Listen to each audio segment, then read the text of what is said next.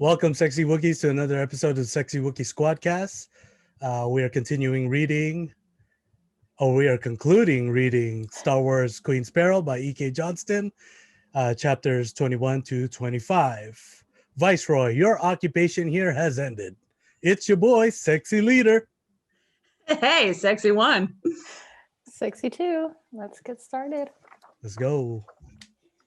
All right, guys. So if you were in Yane, Mariak, and Tonra's position, would you give yourself up for Sache, or would you do what they did and let her continue being tortured? No, I think they were right about this one. Like, it's already happening. She's already in there going through it, and she's going through it because she didn't tell them anything. And so to suddenly offer up the information would make that worthless, basically, would take away everything she went through and give them what they wanted. So nope. If she can keep quiet and go through all that, then we can keep quiet too, for her sake. Yeah, I think she handled the plan really well. Like, I think Sache really knew what she was doing. So it wasn't something like, oh, I'm just going to go out into the fields or the garden of the palace and just run around wherever I went. Like, I think she had a plan. She executed it well. And then the other two did whatever they could to help her heal, help her, get through the torture, and then and to just be comforting for her in that situation. Yeah, agreed. I mean, I imagine it must suck to have to hear all that going on and know that there's nothing that you can really do. So, but yeah, I agree. They did the right thing. Side note, if you tune into that chapter on the audiobook, she's like screaming in the background of the audio. So the whole time Kat's like reading this chapter, and I'm just like, like I can't even listen to what's going on because all I'm just like hearing this screaming in the background is terrible. It was like really, really terrible. So did you feel like you were really there? Yeah, and I was like, I can't even listen to what the other ones are talking about because it was like this horrible screaming in the background. Oh no, I thought it would have been like super quiet or something to kind of make you think about it, but and I thought like they would have just kind of played that sound effect right at first when it mentioned that there was screaming. No, the whole rest of that bit, it's just going on the whole time in the background. I was like, this is terrifying. Terrible. It was awful. Oh, that's terrifying. You guys ready for our next one? Sure. So even though as a handmaiden, you know what you're signing up for, they're all like, oh, Panaka's just paranoid, nothing's gonna happen. But would you guys be able to do what Sabe does and pretend to be Amidala to the very end? Like at this point, you're like, okay, there's a super good chance I'm gonna die. Would you still be able to do, what she does? I think it's an interesting question because if I was just trying to think of characters, there may be some girl that was like, nothing's actually going to happen. This is a fun gig. I'll sign up for it. No big deal. And then when, push comes to shove and the situation is actually happening and it's real and you're like, oh, no. I didn't think this was actually going to happen. And you would chicken out. Now, if I put myself in the shoes, I'm kind of a crazy daredevil, like no regard for safety kind of thing. So if I signed up for this, I'm going to see it all the way through, and whatever happens. This is my job. Let's do it. So yeah, I would. Nah, I think for me, I would totally break character the first 5 minutes of doing this job. I can't keep a straight face when it comes to certain things. So especially, in this type of role where a lot of things have to be serious. Like, I think I I don't do well in the, the staring or who blinks first kind of type game. So if you put me in something where it's like, try to be queen for a day, yeah, well, I don't know how long that would last. But I mean, Good to know. reading how Sabe, played it out, and like I've always been saying, she's like she can play any part, but as well as play the most important part, which is the queen's role. Is like, man, I give it up to you, because I like, how do you come from like being somebody in the world of arts and then come into this world of politics and then be able to do what you're doing? Like, it's such an amazing character. So then that's a no from you. Nah, no. I'm gonna have to go with Megan. If I signed up for it, I better see it through to the end, or else what was the point in signing up? So I would do it. I'd probably be really terrified, but I'd do it. I'd be like, okay, you need a distraction. We're gonna go all freaking out for this. Yep. Gonna run down screaming the hallways. I'll be your distraction. It's fine. You're like, I got you. It's okay. If I'm gonna die, I might as well go out in a dramatic screaming Exactly. fashion. Exactly. A freaking blaze of glory saving the planet. Let's do it. Exactly. Ready for our next one? All right. Let's do it. How did you guys feel reading about Leia? Oh, yeah. It was a nice little surprise, a nice little echo of the opening. Yeah, I liked that it was there. I liked that it kind of for the audience's sake shows how similar she was to her biological mother, even though Leia would never know that herself. And that's sweet. Yeah, I like the parallel. I think it was like a really good homage uh to put Leia's role, or to see a little part of Leia in all of this. How, like you said, how it related to mother and daughter kind of thing. Yeah, but I was surprised. Like, I'm gonna play a little devil's advocate here. Like, I mean, I was surprised because to me it was like I read a lot more of the Handmaidens, this book, and uh I didn't really think of Padme too much, only in certain sense. What I thought of more was the role of the Queen's role in reading Queen's Peril. Um, but we didn't really dive into to me. We didn't really. I feel like we didn't really dive into Padme's role um, as a specific character enough until we got to the end. Uh, but yeah, it was a good homage, I think, to see mother and daughter, like, and there's a connection there. I teared up a little bit when I was reading it, just because you guys know how much I love Leia and how much the character means to me. If you look at my Instagram, most of my cosplay pictures are of my Leia. So it was really nice, and like you guys said, it really shows how she's like her biological mom, and I just thought that was really sweet to read, and I like that it was short enough that it hits the point, and that it didn't spend too much time talking about her and her feelings, since this is about Padme and her handmaidens. But it was really nice to have that little touch. I didn't even realize what it was at first. Mhm. I don't know if that section is labeled in the book at all, or if it just kind of starts going.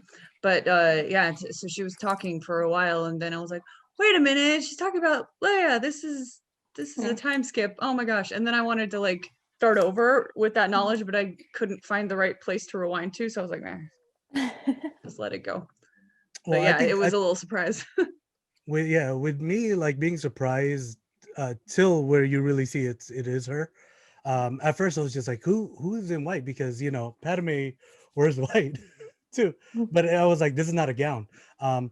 I kind of looked at it, I was like, well, I mean, how would Leia through all the years, like, would have, like, Bale kind of said, this is your mom, like, give her the talk, like, your biological mom was a queen of Naboo.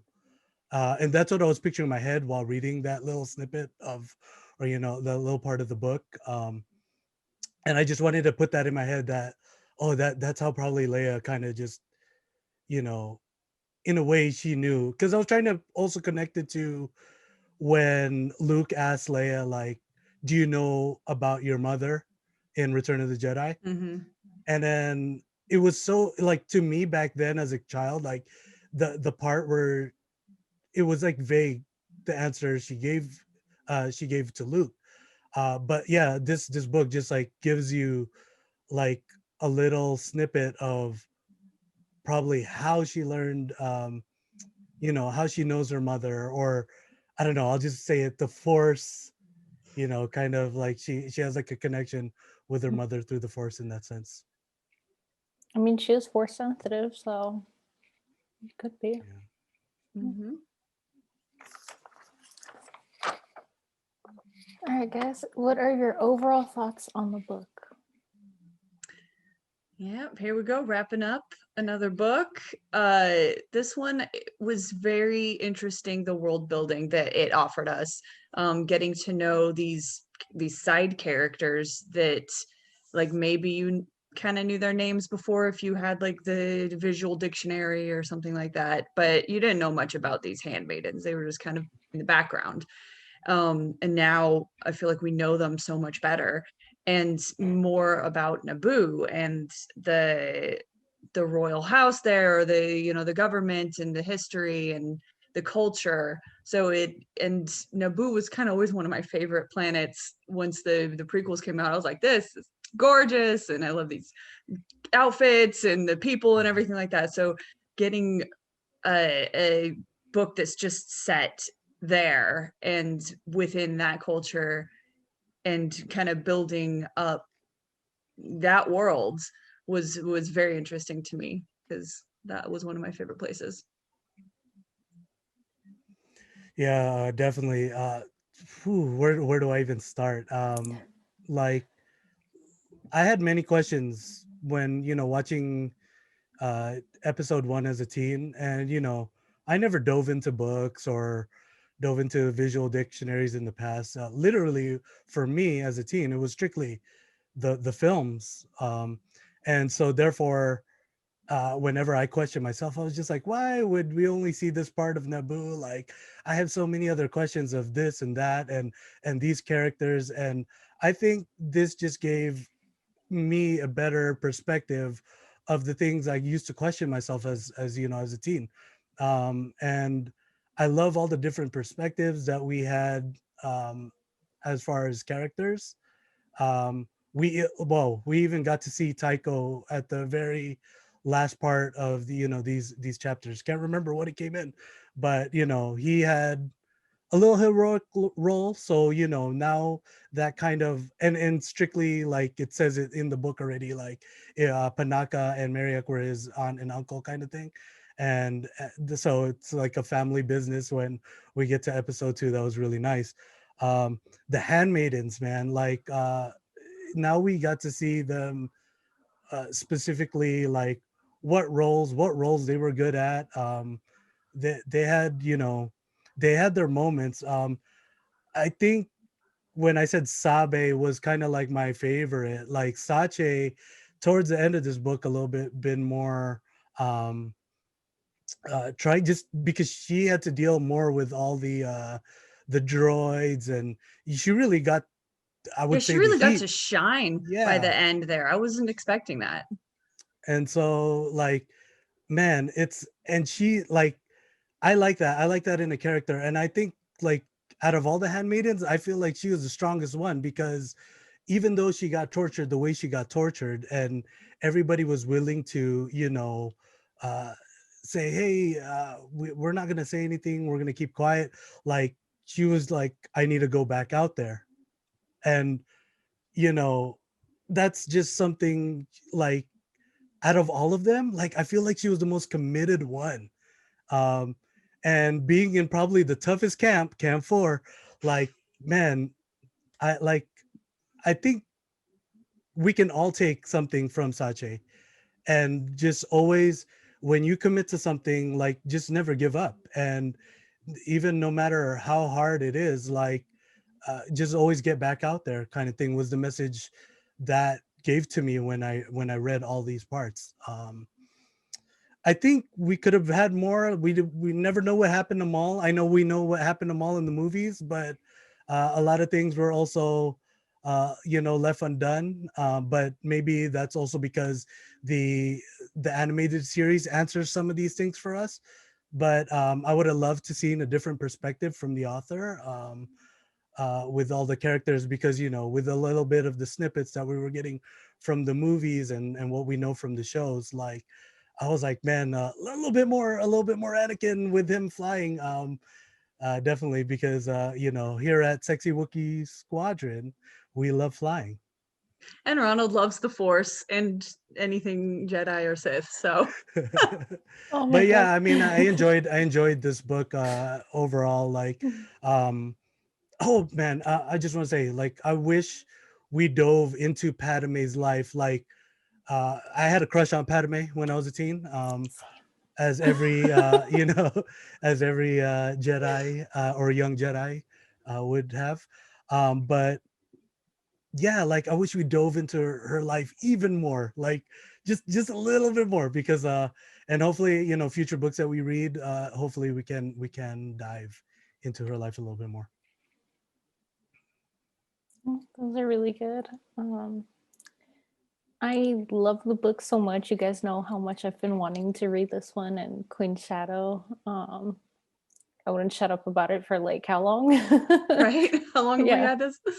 And it was just really nice getting to get more background information, just more perspective. So I know a lot of people don't like books with multiple perspectives. I love them if they're well done, and this was really well done. It made me connect more with the characters because I haven't read any of the comics, The Handmaidens, which at this point I really should because I love them so much now. Like those are my girls. I will fight for them. But I loved it so much. Naboo is my second favorite planet, so I was like, oh, this is perfect. Just get to read about it and learn more about the culture, the workings. And then, like Ronald said, when I was little, I had a crush on Padme. So I was like, hell yeah. She was one of the few people that made me realize, oh yeah, hey girls. It was her and Obi-Wan, I blame them. Yeah, episode 1. What are you doing to us? You know what? I realized that always something to do with freaking Ewan McGregor, because it was him and Satine from Moulin Rouge. And now this, so There you go. It's Ewan. it's always him. But yeah, I really liked getting to be in more in the characters' heads, just getting to know more about them. It was just really refreshing, and it was really nice to go back into that period of time, since I know in the fandom a lot of people have been in the sequels mindset, and I've been in the Clone Wars era. So Yeah, this is the furthest back in the timeline that we've gone, isn't it? It's really cool. I really like seeing how, we kind of get to see a little bit more before episode 1. So that was really cool. That was really nice. So there is one last question. Oh, I know I asked you Bonus. guys a few episodes ago about who your favorite handmaiden is. Has that changed at all? I was thinking about it as I was finishing up this book, and I was like, Rabe was always my favorite. And now at the end, I'm like, I can't even remember what she does. Like, she completely fell out of the picture. I was like, what happened to Rabe? Where's my girl? Like, she had nothing to do the whole end. So I'm like, wait, do I need to change? No, I don't want to betray her. I mean, if she's still your favorite, that's fine. It was just someone else's time to shine. If she is, I wouldn't be able to defend it because I can't remember anything about her now. Oh my gosh. I can't even remember what her specialty was. Like, she was the sneaky con artist. Yeah, did she do anything with that by the end? I mean, there was one mention of her, but not an action scene, I think. But there was a mention of Rabe. I mean, she helped train everyone at, deception and poker face, basically, or sabak face, I should say. Nice. Good point. Nice. Yeah, I don't know. I really in these last chapters, it was all about Sashay and Sabe, basically, and both of them were good. Like, you really root for Sashay at the end. Like, you're like, dang girl, where'd you come from? Like, where was this person the entire book? But I don't know. That's tough. I think I got more appreciation for the ones that were never on the favorite list contenders before. And then Rabe, who was always my favorite, just suddenly kind of disappeared into the background, and I was like, wait, I wanted you to do something. So I don't know, that's tough. I think it just kind of elevated or equalized everybody a little bit more than they had been before. I've mentioned it, like, one of the first Star Wars fanfics I ever wrote was about the handmaidens and giving them each a personality, and it was like my version of this book, except they were all different there. So I'm like trying to separate myself from that. So yeah, I don't know. I think this actually made it harder for me to choose a favorite. Nothing wrong with that. They're all amazing. Right? Yeah, I won't go into deep with my answer because I already said what I said in the last answer. But with Sabe, I think all my answers about her from episode 1, and like, why was she always the one dressed up like Queen Amidala, was this book just gave me all of that. So, thank you to the author for answering my episode 1 teen questions. 2, I did say Irite was one of my favorites. Well, not favorites, but one that I can relate to, and because Relics can relate to this as well. That the technology and the communications, and putting all the gadgets in the throne, like, really, uh that's the one I related to the most. But with Sache, like I said, like, went to the top of my list because, like I said, she never wanted to give up on the mission, on her job, and then always just did her duty all the way till when Panaka arrived at the scene. I've always loved Sabe and Rabe, for their own different reasons, but finishing up the book, it just showed me how much I adore Sabe. And, they would always just kind of be like, oh, Panaka's just paranoid. And the fact that she's like, yeah, I know I could die. I know that you could execute me if you wanted to. I'm still here and I'm going to do what I got to do, despite being scared and everything. And I'm just like, yes, I love you so much. Mm-hmm. Please marry me. She's just such a strong character, and I just love how we get to see more of her in this book, and it just made me so happy. Yeah. Yeah, she really came out strong by the end of it. Yep. Very good. Wow, that is Queen's Peril, read and discussed and dissected. And what are we on to next? Next, we are on Ronald's Choice, Master and Apprentice by Literary Bae, Claudia Gray. First one from her. We are going to start off with chapters 1 through 7. All right, so you guys have a week to get your book, Master and Apprentice, read chapters 1 through 7, and we will be discussing that next week together. Ronald's going to get some Jedi. Yay! We're going to talk about the Force, I'm sure. I don't know. This is one, again, that I've never read, so this is going to be brand new to all of us, I think. Very exciting. Yeah. So, yeah. Can't wait. I love Claudia Gray. She was the first new canon author that I read in, oh God, this was back in college during Penn State Star Wars Club, shout out. We all fell in love with her, and we just all kept calling her Literary Bae because we just loved her so much and her writing. Yeah, so this should be a good one. Can't wait. And yeah, so that's all we've got for this week. Be sure to keep following us all week to see what we're up to on social media, in video games, and or reacting to any little surprises that Disney may drop on us soon. Who the heck knows? Otherwise, see you guys next week on Sexy Wookiee Squadron Book Club.